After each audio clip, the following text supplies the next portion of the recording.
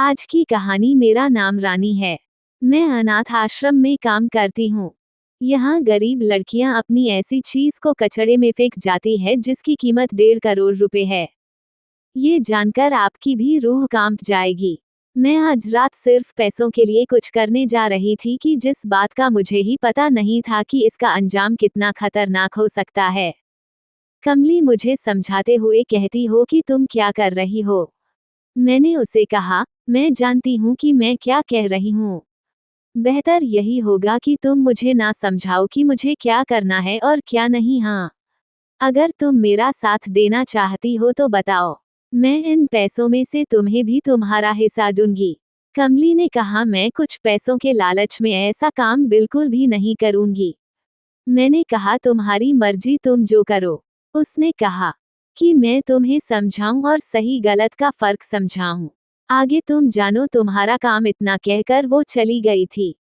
मैंने सारे बल्ब को बंद कर दिया था और रात के दरवाजे पर खड़ी चौकीदारी कर रही थी। जिसकी उम्र 24 साल की थी, उसकी चौकीदारी का काम कर रही थी। वह थोड़ी देर में अपना सामान दरवाजे की तरफ और बहुत सारे लड़के के साथ सभी कमरों की सफाई कर रही थी। जब काम करने वाली सारी लड़कियां सब वहीं मौजूद थे। हमारे अनाथ आश्रम की ओनर बहुत सख्त थी। यह सब उसकी आवाज से डर जाते थे। वह दूर दूर से चीख रही थी कि बताओ, किसने निकी को यहाँ से भगाने में मदद की है। वो कैसे यहाँ से भाग निकली। कमली चुपचाप खड़े हुए मुझे देख रही थी, क्योंकि उसके और मेरे अलावा कोई नहीं जानता था कि निकी को भगाने में किसका हाथ है। फिलहाल तो गुस्से में पुलिस भी धमकी देकर वहां से चली गई है और सब अपने अपने कामों में व्यस्त कमली को देखकर मुस्कुराती हुई अपना काम करने चली गई है। खाने के टाइम में मैं और कमली साथ में ही खाना खा रहे। कमली ने कहा कि मुझे और तुम्हें कितना टाइम हो गया है अनाथ आश्रम में काम करते हुए, लेकिन तुम में अब तक कोई भी सुधार नहीं आया है। मैंने कमली को जवाब दिया कर देती है कि कोई भी काम करने से नहीं डरता। अब चाहे वह काम सही हो या गलत, क्या फर्क पड़ता है। ऐसा काम करने से 2-4 रुपए ही हाथ में आए, इसमें कौन सी बुराई है। काली ने कहा कि जिन कामों का एक दिन बहुत बुरा अंजाम भुगतोगी तब पता चलेगा। मुझे नहीं मालूम था कि मैं खुद मुसीबत को दावत दे रही थी। इस बात को नजरअंदाज करके मैं खाने से फ्री होकर अपने कमरे में चली गई और कचरे का थैला निकालकर उसमें से इस्तेमाल का सामान अलग करके कचरा बिछ लिया। उस कबाड़ी वाले को बुलाया और इससे पहले मुझे कोई देख ना ले, मैंने सब कुछ बेच दिया और उसे यह कहकर भगा दिया कि मैं तुमसे पैसे बाद में ले लूंगी। जो मैंने अनाथ आश्रम में पीछे मुड़कर देखते हुए हंस पड़ी और चली गई। इस अनाथ आश्रम में हम काम करने वालों के लिए अलग कमरे बने हुए थे। हम लोग यहीं रहते थे और सुबह से शाम तक अनाथ आश्रम में अपनी ड्यूटी पूरी करते थे, जिसके बदले में हमें हर महीने सैलरी मिल जाती थी, जो इतना होती थी कि हमारा अच्छे से गुजर बसर हो जाए। कोई और भी था जिसके लिए पूरे काम करने की जिम्मेदारी मेरी थी। मैं रात को सोते वक्त अपना मोबाइल लेकर सबसे बातें करती रहती थी और पूरी रात गुजर जाती। हम अपनी ड्रेस पहनकर ड्यूटी के लिए अनाथ आश्रम में गए थे कि कुछ लोग मैडम के ऑफिस में बातें कर रहे थे। मैंने काली को कहा कि तुम चलो, मैं आती हूँ। मैंने बाहर से कमरे के अंदर क्या बातें चल रही है सुनने की कोशिश की जा रही थी। जैसे ही मैडम से बात करके उठे, फोकस में जल्दी से उन दोनों के पीछे पीछे अनाथ आश्रम से बाहर आ गए और उन दोनों से बात करती रही। कुछ उसके पति ने मुझे एडवांस के तौर पर बहुत सारे पैसे दे दिए और वह लोग चले गए हैं। जल्दी से मैं और उन्हें सारी बात बताए। वो लोग मेरा इंतजार कर रहे थे। मैंने उन्हें और उन्होंने मुझे खुश किया। वो लोग चले गए और मैं जल्दी से अपने कमरे में आ गई थी। काली वहां आ गई और काली की आंखें फटी रह गई है। वह कहने लगी, तुम नहीं सुधरोगे। तुम खुद को फंसाकर दोस्त होने की वजह से मुझे भी किसी ना किसी परेशानी में डालोगे। मैंने कहा कि चुप करो, ऐसा कुछ नहीं होगा और जल्दी से दरवाजा बंद कर दो। अगर तुम्हें भी जरूरत हो तो मुझे बताना। पैसों की जरूरत हो मुझसे ले लेना। लेकिन हर बार की तरह काली ने साफ इनकार कर दिया था। मैं बहुत खुश थी इन पैसों को देखकर, लेकिन उसने मुझसे कहा, बताओ कि तुम्हें इतने पैसे कौन देकर गया है। मैंने मुस्कुराकर कहा कि यार एक निसंतान माँ बाप को एक बच्चा को दे दिया। काली ने डर कर कहा, लेकिन मैडम को पता चल गया तो क्या होगा? तुम फिक्र मत करो, मैंने मैडम की इजाजत से किया है। मैं इतने भी पागल नहीं हूँ कि बिना इजाजत के काम करती। तुम तो जानती हो, हर काम करने के अलग अलग तरीके होते हैं। थोड़ी देर में उस कबाड़ी वाले का फोन आया था। वो मुझे कहने लगा कि सामान को जरा देख ले, कल आऊंगा। मैंने उससे बात करके कॉल काट दी और रात होते ही मैं बात करने में बिजी हो गई और काली साथ वाले बेड पर सो गई। मैंने रात होते ही सारे कमरे मैंने बल्ब बंद कर दी। बस कबाड़ी वाले के लिए खुश हुई थी, बस कुछ ही देर में सब सो जाते हैं। मैं 21 साल की हूँ।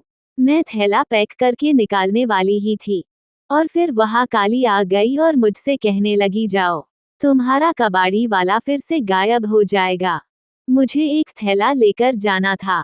उस कबाड़ी वाले ने मुझे देखकर मुस्कुराकर कहने लगा कि आप कितने मासूम हैं, आप नहीं जानते मुझे कभी कभी आपके ऊपर तारा साटा जाता है। मैंने कहा, लेकिन मेरी मजबूरी है, ज्यादा बातें मत बनाओ। उसे फॉर्म पर साइन करवा दिया और उसे कहा कि मुझे जब जरूरत होगी मैं आकर तुमसे पैसे ले लूंगी। वो मेरी बात सुनकर चला गया। मुझे नहीं मालूम था कि पैसों के लालच में आकर मैं कितनी बड़ी मुसीबत में फंस जाऊंगी और साथ ही सूरज की जिंदगी पर उसका बुरा असर पड़ेगा। बस वो तो चंद पैसों के लिए मुसीबत को भी गले लगाने के लिए तैयार हो जाते हैं। मुझे बहुत साल हो गए थे। मैं यहाँ की बहुत पुरानी सफाई कर्मचारी थी, लेकिन मेरे 2 नंबर के काम को आज तक कोई नहीं पकड़ सका था और जब मुसीबत आई तो मेरे ऊपर कयामत ही टूट पड़ी, यही कह रही थी। तभी हमारे स्टाफ की औरत आई और कहने लगी, चलो सारे स्टाफ को मैडम ने बुलाया है। मैं अब समझ चुकी थी। उसे मेरी तरफ से और मेरे भी समझ में आ गया था कि मैडम हम सबको क्यों बुला रही है और वही हम सब लोग वहां पर मौजूद थे और मैडम बहुत ज्यादा सख्त लहजे में सब पर चिल्ला रही थी। पिछली रात जो लड़की भागी हुई है, उसके पीछे कौन था? जहां उस कमरे में सबने मेरी तरफ देखा तो मैं डर ही गई थी। थोड़ी देर के लिए मुझे लगा कि मैं तो अब पुलिस के हाथों गिरफ्तार हो जाऊंगी और अपने आप पर काबू पाते हुए हैं। बिल्कुल सीधी खड़ी रही। फिर जब मैडम ने मुझसे पूछा कि रानी बताओ तो तुम इस बारे में क्या जानती हो? मैं बोली कि मैं तो सुबह साफ करने के लिए कमरे में जाती हूँ, आज रात का मुझे कुछ मालूम नहीं है। मैं तो जल्दी से सो गई थी। काली बताओ मैडम को मैंने काली की तरफ इशारा करते हुए कहा। मैडम जी ठीक कह रही है, इसकी तबीयत ठीक नहीं थी, कल रात जल्दी सो गई थी। काली मेरी तरफ से कह रही थी। मैडम कहने लगी कि पिछले 2 साल में यहाँ से 10 से 12 लड़कियां गायब है और अब मैं पुलिस को जानकारी दूंगी और जो भी शामिल है उसे उस नौकरी से निकाला जाएगा और साथ ही साथ उसका लाइसेंस कैंसिल कर दिया जाएगा। उसे नौकरी फिर नहीं होगी और पुलिस उसके साथ जो करेगी वह अलग। ये सब सुनकर मैं बहुत ज्यादा डर गई थी। मुझे तो ये काम करते करते बहुत दिन हो गई थी। मुझे कोई फिक्र नहीं थी। कोई था जो बहुत ही ज्यादा परेशान था। उसे कुछ पैसों की जरूरत आ गई थी। मैंने तो उसे तसल्ली दे दी थी कि मैं पैसों का इंतजाम कर लूंगी, लेकिन बाद में खुद परेशान होती रही। इसलिए मेरे पास जो थोड़े बहुत पैसे कमाए वह निकालें।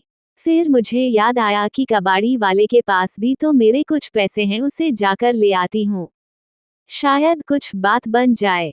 मैं अगले दिन छुट्टी लेकर वहां से निकली। मैं रिक्शा में बैठ गई थी। उस कबाड़ी की दुकान के लिए चल दी, लेकिन मेरी तो आंखें फटी की फटी रह गई जो मैंने देखा कि कबाड़ी वाला अच्छे आदमी के साथ कार के अंदर बैठा था। मैंने उसका पीछा किया तो वह एक आलीशान बंगले में जा रहा था। पहले तो मेरे कुछ समझ में नहीं आया कि वह आदमी कौन, किस लिए आया है और यहाँ क्या कर रहा है। मैंने उसका पीछा किया, लेकिन मैंने अंदर जाना सही नहीं समझा। मैं बाहर खड़ी उसका इंतजार कर रही थी। वो जैसे ही बाहर आया, मुझे देखकर हैरान हो गया। मुझे कहने लगा, तुम यहाँ क्या कर रही हो? मैंने कहा कि तुम बताओ और मुझे मेरे पैसे दे दो, मुझे जरूरत है। इसलिए ज्यादा बात नहीं कर सकी और उसने मुझे पैसे से भरा एक बैग दिया और कहा कि यह लो तुम्हारा हिस्सा। मैंने दिल में सोचा कि ये कौन से हिस्से की बात कर रहा है। थोड़ा जल्दी में बताऊंगा, अभी मुझे थोड़ा काम है। और वो चला गया। मैं भी आ गई। उसने कहा, कहाँ से आ गई? मैंने कहा कि नहीं है, लेकिन कल तुम्हारा काम हो जाएगा। तुम तैयारी कर लेना, मैं वापस आओगे। हम दोनों सो गए। अगले दिन हम दोनों अपनी ड्यूटी पर चले गए। सभी कमरों में जल्दी जल्दी सफाई करने लगी। मुझे जरूरत का काफी सामान पड़ा था जो मैं कबाड़ी को खुश कर दी थी। मैंने जल्दी से अपना थैला निकालकर सारा सामान भर लिया और भी वही कबाड़ी वाला आया, मुझसे सारा सामान ले लिया। वो मुझे कुछ बताना चाहता था, लेकिन इतने में ही उसके पास फोन आ गया और वह कहते हुए वहां से चल। मुझे आपको बहुत जरूरी बात बतानी है। आप मेरी दुकान पर आएंगे तो आपको बताऊंगा। मैं रात होने का इंतजार कर रही थी क्योंकि आज रात फिर मुझे एक काम करना था। मैं नहीं जानती थी कि इस बार मैं मुसीबत में पड़ने वाली हूँ। सबके सो जाने के बाद कमरे बंद किए। उस लड़की को भगाने का इंतजाम किया और चौकीदारी के लिए खड़ी हो गई। कुछ देर बाद एक लड़का गाड़ी लेकर आया। मैंने उस लड़की को बुलाया। लड़की मुझे नोट देते हुए चली गई और वह लड़की फरार हो गई और मैं भी अपने कमरे में जाकर फिर से फोन पर बातें करने लगी और उसने मुझे धन्यवाद कहा कि मैंने उसे पैसे देकर उसकी मदद की। मैं फोन पर बात करते करते ही सो गई। सुबह काली ने मुझे उठाया है। मुझे कहने लगी, यार आज बहुत देर हो गई है, चलो हमें जाना। और अनाथ आश्रम में आए तो हमने देखा कि मैडम के ऑफिस में कुछ लोग जमा थे। मुझे देखना था कि अंदर कौन है और जैसे ही मैंने अंदर जाकर देखा तो मेरे तो पैरों तले से जमीन खिसक गई। काली और मैं अपने अपने काम के लिए चले गए। मैंने सारे कमरों की सफाई शुरू कर दी और घबराने लगी कि कल रात जो हुआ है, लगता है मैं किसी मुसीबत में पड़ने वाली हूँ। मैंने सारा कचरा कल रात वाली लड़की का भी सारा सामान उठाया और अपने थैले में भर लिया कि कहीं कोई सुराग ना मिल जाए। बस मैं अपने काम में बिजी थी। तभी कुछ देर में मैडम ने दरवाजा खोला। अन लोगों को देखकर मेरा तो दिमाग खराब हो गया। मुझे तो पसीने आने लगे जैसे ही मैं मुड़ी तो मैडम के मुंह से ये सब सुनकर तो मैं बहुत ज्यादा डर गई थी। उनके साथ तो पुलिस भी थी और सुबह का वक्त था। जब तक ले जाने का रास्ता नहीं पता और मैं शर्मिंदा से सर झुकाते हुए पुलिस के साथ चल पड़े। ऐसे ही पुलिस की गाड़ी में बैठ रही थी, वैसे ही मैंने काली को मदद के लिए पुकार भरी नजरों से देखा है। काली मेरी मदद नहीं कर सकती क्योंकि वो तो हर बार मुझे समझाया करती थी, लेकिन मैं पैसों के लालच में खोई हुई उसकी एक नहीं सुनी और शायद मेरा कल रात जो मैंने किया था वह मेरी ही गलती थी। मैं चुपचाप पुलिस की गाड़ी में बैठकर पुलिस स्टेशन चली आई। मैं जानती थी कि मेरा यहाँ से बचना बहुत मुश्किल है क्योंकि मैं भी गुनाहगार थी। मुझे सजा कड़ी से कड़ी दिलवागी। मैं पुलिस स्टेशन में मदद के लिए चारों तरफ देख रही थी, लेकिन मदद के लिए कोई भी नहीं। पूरी अनाथ आश्रम के सामने मेरी इज्जत की धज्जियां हो गई हैं। सबके काम आने वाली रानी दीदी आज बिल्कुल अकेली थी। मेरा लाइसेंस कैंसिल कर दिया गया था जिस पर पुलिस के सामने ही लग चुकी थी कि नौकरी से भी हाथ धो बैठी थी। मुझे सिर्फ श्याम की फिक्र सता रही थी। लेडीज कांटेक्ट से पूछताछ करने के लिए अकेले कमरे में लेकर पूछताछ करने के बाद मुझे सलाखों के पीछे डाल दिया जाता। मैडम पूछने लगी थी और तो और ना कोई डर ना ही माथे पर कोई शिकन। आखिर ऐसा क्यों किया है जहां इतने सालों का काम किया, यहाँ पर खाया तो उसी थाली में छेद कर लिया। मुझे अपनी गलतियों का एहसास हो गया था। पुलिस कांस्टेबल की कठोर बातें सुनकर रोने लगी और कहा, मैडम मजबूरी इंसान को कहाँ ले जाती है और क्या क्या गलत काम करने पर मजबूर कर देती है। इस बात को आप नहीं समझ सकते। हम जैसा को पैसे ज्यादा मिल जाए तो हमारी जिंदगी थोड़ी खुशहाल हो जाती है। वह कहने लगी कि ऐसी भी क्या मजबूरी थी तुम्हारी। मैंने कहा कि मैं एक गरीब घराने में पैदा हुई। बचपन से ही मेरे माता पिता ने मेरी शादी कर दी। मेरे पति बच्चे होने के बाद भी वह मुझ पर जुल्म करता रहा, लेकिन मैं अपने बेटे शायम को लेकर वहां से भागने की कोशिश करती रही। बस उसके बाद मेरे जीने का मकसद सिर्फ और सिर्फ श्याम था। मेरा बेटा श्याम बहुत छोटा था। उसके बाद मैंने घर घर काम करके उसे इस काबिल बनाया, फिर उसे अच्छी जगह पर भेज दिया और मैं अनाथ आश्रम काम करने के लिए आ गई। मेरे बेटे के जैसे जैसे दिन बढ़ रहा था, उस दिन पैसे बढ़ते जा रहे थे। अब तो मेरी सैलरी कम पड़ने लगी थी। फिर मैंने मौका देखकर 2 नंबर का काम करने शुरू कर दिए और फिर जो लड़कियां अपने बॉयफ्रेंड के साथ भागना चाहती थी, मैं उनको भागने में उनकी मदद कर देती थी और बहुत से निसंतान लोगों को आना कौन सी बड़ी बात थी, क्योंकि मैं उनको बहुत पूछताछ के बाद बिना पैसे लिए बिना संतान जोड़ों को बच्चे को दे दी थी। लेकिन वो लोग करें अपना रिश्वत कुछ भी बहाना करके दे दिया करती थी और मैडम को बिना बताए उनसे पैसे लेकर बच्चे को देने लगे। बस यूं ही मेरा गुजर बसर चलता रहा। पुलिस कांस्टेबल मेरी बात सुनकर हंसने लगी। लो भाई, ऊंट के मुंह में जीरा, इसे तो हम किसी और जुर्म में गिरफ्तार किया था और ये तो अपना ग्रुप की पिटारी खुद ब खुद खोल रही है। मुझे ऐसा लगा कि यह मैडम क्या कह रही है, वो कौन सी जुर्म की बात कर रही हैं। मैंने एकदम कहा कि आप क्या कह रहे हैं। मैं मानती हूँ कि मैंने बहुत से जुर्म किए हैं, बहुत ही गलत काम किए हैं, लेकिन इनके अलावा मैंने और कौन सा जुर्म किया है जो मुझे भी मालूम नहीं है। मेरी बातें सुनकर हंस पड़ी और कहने लगी, अच्छा, तुम्हें यहाँ क्यों लाया गया है? तुम्हें पता नहीं कि तुमने क्या किया? मुझे रिकॉर्डिंग दिखाते हुए कैमरा बंद कर दिया था। फिर मुझे ये दिखाने के लिए नहीं है। लेकिन मैं रिकॉर्डिंग देखकर हैरत में रह गई। वह रिकॉर्डिंग तो उस वक्त की थी जब मैं सफाई के दौरान में फालतू सामान इकट्ठा कर रही थी। मैंने सोचा बस इतनी सी बात जिसे लोग जुर्म कह रहे हैं। मैंने इतने बड़े बड़े जुर्म किए, उसके आगे इस पुलिस वाले को लग रहा है। लेकिन रिकॉर्डिंग दिखाने के बाद पुलिस कांस्टेबल कहने लगी, क्यों मैडम हो गई ना बोलती बंद को? अपनी करतूत को देखकर आप लोगों का दिमाग खराब है। मैंने कहा कि मैं आप लोगों को एक आदमी का पता देती हूँ, आप लोगों को सारी सच्चाई मालूम हो जाएगी, फिर आप लोग मेरे साथ जो मर्जी चाहे करें। पुलिस वहां से मेरे दिए गए पते पर पहुंची, लड़की को तलाश करने लगी। मेरे दिमाग में सारे ख्याल आ रहे थे कि बार बार उस लड़के का मेरे पास आना और फिर मेरा सामान भी, जो सामान में उसे दी थी वह तो पुरानी पुरानी होती थी। यहाँ से जाने से पहले वह सामान कचरे में डाल दिया करती थी। कौन सी चोरी और जुर्म, मुझे कुछ समझ नहीं आ रहा था। मैंने लड़कियों को भगाने में उनकी मदद जरूर की थी, लेकिन पुलिस वाले लड़के को गिरफ्तार करना ही है तो कबाड़ी वाले लड़के के ऊपर थप्पड़ मारते हुए कहा कि तुम दोनों बहुत होशियार समझते हो, हमें पागल बना रहे हो। मैं बहुत ज्यादा शर्मिंदा थी क्योंकि सबके सामने मुझे बेइज्जत किया जा रहा था। मेरा दिमाग काम करने लगा था। जब मैंने कैमरे की तस्वीर हम दोनों को दिखाई जा रही थी तो मेरे दिमाग में जो भी सवाल उठ रहे थे उनके जवाब मुझे मिल रहे थे, जिसमें वह बिल्डिंग की मुझे याद आई कि वह तो वही म्यूजिक है जहां मैंने उस दिन कबाड़ी को देखा था। लेकिन मेरी आंखें फटी की फटी रह गई। वहां मेरे बर्तन में सजाया गया था। मुझे तो यकीन ही नहीं आ रहा था कि यह वही बर्तन है जो कि मैं चुना था, सालों से देती आ रही थी।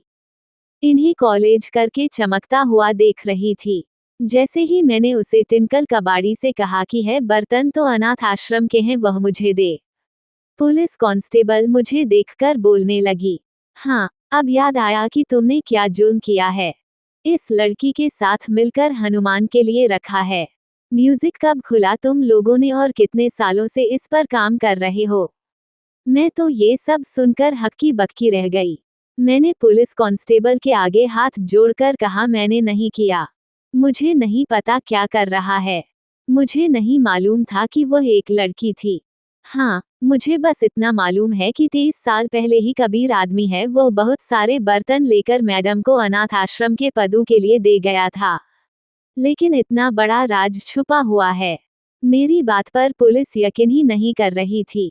उन्हें लग रहा था कि मैं कबाड़ी के बहाने इस लड़के को कीमती बर्तन बेच रही थी और वह बर्तनों की नुमाइश कर अमीर लोगों को मुंह मांगी कीमत में बेच रहा था।